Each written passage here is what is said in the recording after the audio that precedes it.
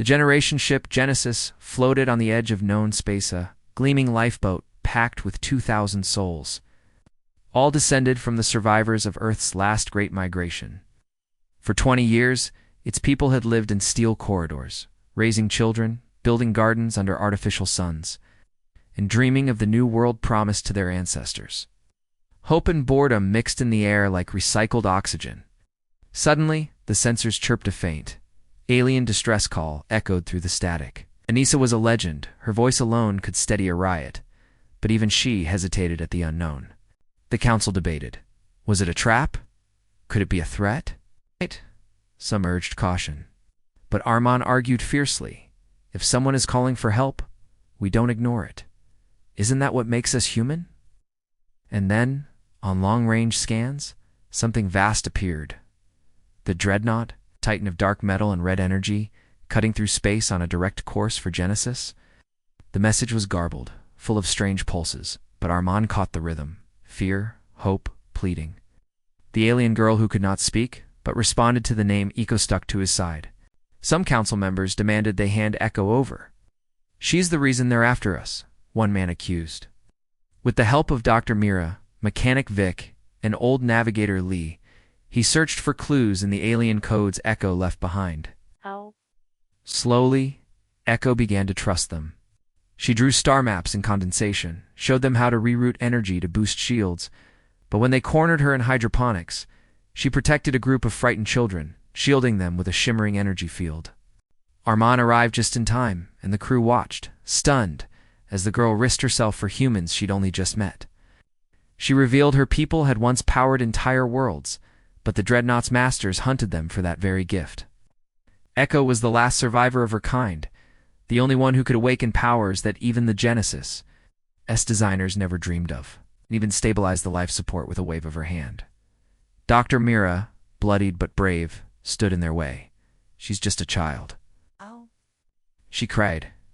If we betray her, we betray everything we are. The mutineers relented, ashamed as Echo healed Myra's wounds with a gentle touch. With Echo's help, they'd use the mining lasers to trigger a superheated explosion and disappear in the chaos.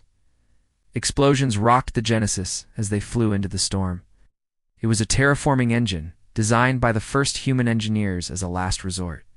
If activated, it could remake a dead world, but it needed a power source only Echo's kind could provide.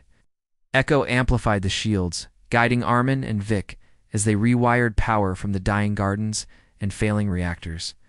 Armand, who'd come to love her like a sister, begged her not to do it alone. As Echo fused her power with the terraforming device, the ship came alive with blinding energy. Echo's patterns glowed brighter than ever. She floated in the air, surrounded by human hands reaching to hold her steady. The crew engineers, children, even former mutineers volunteered to help. They pooled all knowledge, strength, and faith, promising they'd see it through together. Through every blast, the crew heard the Dreadnought's cannons pounding, drawing ever closer. Some boarding parties, cut off and leaderless, surrendered or were overwhelmed by desperate human defenders. We saved a life, and with it, the future of two species, proved that even in the face of annihilation, humans can unite, adapt, and win together. Remember this day when humanity chose compassion over fear and hope over surrender. Armand watched the sunrise on a new world, one he'd helped create, not just for his people, but for all those who needed a second chance. And the stubborn human who refused to let her go. The Dreadnought system shorted, shields collapsed, and weapons fell silent. The crew, united by loss and hope, reclaimed every corner. When the last invader fell, cheers and tears mingled in the halls. The enemy ship launched boarding pods and hacked the mainframe. But as the new world below, Genesis began to awaken. Melting green shoots, Ryzen Eco's eyes flickered open. The whole crew gathered, whispering prayers and thanks. They had not just survived, they had made something new. Fights broke out on every deck, humans against armored invaders, hand-to-hand in fire-lit corridors. It was a long shot, but the only chance to survive. We have families to protect. Every time she touched the walls or consoles, the malfunctions calmed. But new patterns of symbols appeared across the ship's screen, cryptic maps, spirals, and equations. Against protocol, they followed the signal into a cloud of shattered asteroids, where they found a tiny escape pod barely holding together. At his signal, they fired, and the nebula erupted, lightning and fire swallowing everything. For the first time, Echo spoke a single word in halting English. Family. The dreadnought lost its lock, sensors blinded as Genesis tumbled through the maelstrom. Despair crept through the decks, but Armin refused to give up. With Echo, Vic, Mira, and Lee, he led repair teams day and night. The council listened to him now, trusting his instincts. They weren't just running anymore. They were fighting for something bigger, a new beginning for all of them. Inside, they discovered a trembling, wide-eyed alien girl, barely in her teens, with luminous blue skin and patterns of light pulsing beneath her skin. Among them was Armaan Malik, a young engineer with restless hands and a mind that never stopped asking why. Every day, Armaan checked the ship's reactors, tuned the ancient hydroponics, and tinkered with whatever machinery others ignored. The Genesis was hit repeatedly, shields buckled, gardens burned, and hull breaches forced entire decks to evacuate.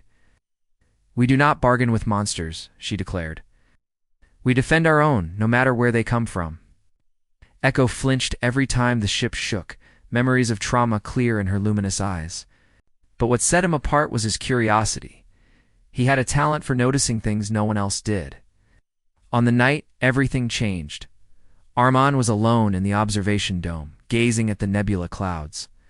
He rushed to the bridge, waking Captain Anissa from her restless sleep.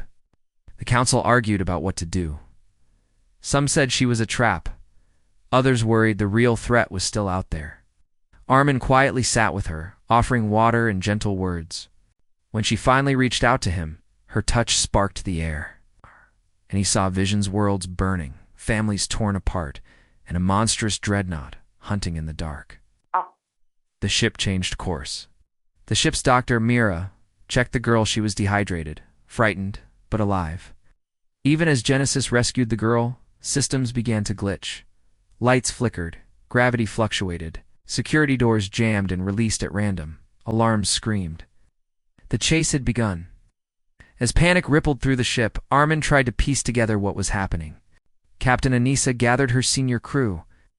The dreadnought was unlike any threat they'd faced, faster, heavily armed, and emitting signals strong enough to fry most sensors.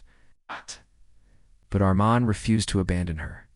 Meanwhile, outside, the dreadnought unleashed swarms of drones. Mutiny brewed. A desperate faction plotted to turn Echo over to the enemy, thinking it would save their lives. Captain Anissa put her authority behind Armaan and Echo. With the dreadnought closing in, Armaan and Echo worked together. As the ship limped toward a nebula, Armaan and his new friends prepared a desperate gambit. The nebula run was pure terror. In engineering, mutineers made one last bid to seize Echo. In the control room, Armaan synchronized the mining lasers with Echo's power. When the storm cleared, the ship was battered, gardens ruined, but alive. Armaan and Echo collapsed together, exhausted. The crew was forever changed. Even the doubters rallied behind Armaan and Echo. The respite was short-lived. The dreadnought repaired quickly and began a relentless pursuit. Food grew scarce. Air systems faltered. Exploring the oldest sections of Genesis, Echo found an ancient Korth, the hidden heart of the ship. The plan was risky. Echo warned that awakening the core would drain her life.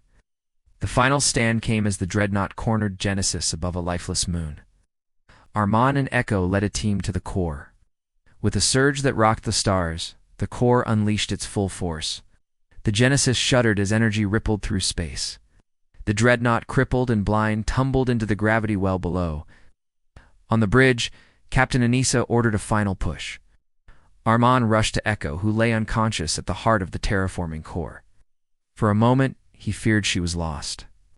Captain Anissa addressed her people. "Today we did more than defend a ship." Word spread fast. Genesis became a legend. The ship that sparked a new world as Genesis settled into orbit, and Echo's people's light fused with human dreams. And far across the stars, whenever someone whispered of hope or heroism, they spoke of Genesis, the girl who glowed,